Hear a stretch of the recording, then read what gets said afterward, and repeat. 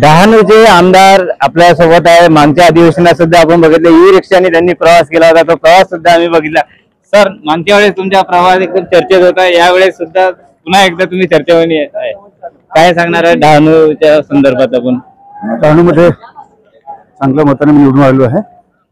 मागच्या वेळेस डहाणू मतदारसंघातील लोकांनी जनतेचं प्रेम खूप दिसतंय तुमच्याकडे। हो, मी अगदी समाजामध्ये तळागाळात काम करणारा व्यक्ती आहे, त्याच्यामुळे सर्व आजच्या सर्व महाराष्ट्राची आपण परिस्थिती पाहिली तर परिस्थितीमध्ये मला निवडून येणे म्हणजे सर्व मतदारांचं मला सहकार्य होतं। डहाणूमध्ये समुद्र किनारपट्टीवरती काही गावं आहे, त्या ठिकाणी त्यांना म्हणजे थोडा धोका देखील आहे, त्यांच्यासाठी काय तुमच्याकडे नियोजन आहे? काही मुद्दे आपल्याकडे आले असतील कधी?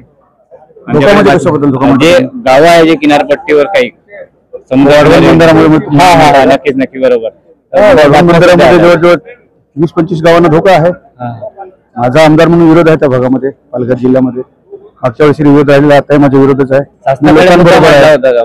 सभागृहामध्ये उपस्थित केलेला आहे, सभागृहांच्या पायऱ्यांवर आंदोलनं केलेली आहेत। पालघर जिल्ह्यामध्ये मतदारसंघामध्ये मोठ्या संख्येने लोक रस्त्यावरून आंदोलनं झालेली आहेत। सरकारच्या वेळेवर निदर्शनं समजलेली आहे की संबंध पालघर जिल्ह्यातील मच्छीमार असेल, शेतकरी असेल, सामान्य जी जनता आहे, सर्वांचा विरोध आहे वाढवून तरी आमचा माथेमार लावलेला आहे। हे भयानक शासनाने लक्ष केंद्रित केलं का मागच्या वेळेस सुद्धा आपण मुद्दा जरी मांडला असेल? आपल्या देशाचे पंतप्रधान माननीय नरेंद्र मोदी साहेबांनी तिथे येऊन उद्घाटन केलेलं आहे, तरी सुद्धा लोकांचा विरोध आहे।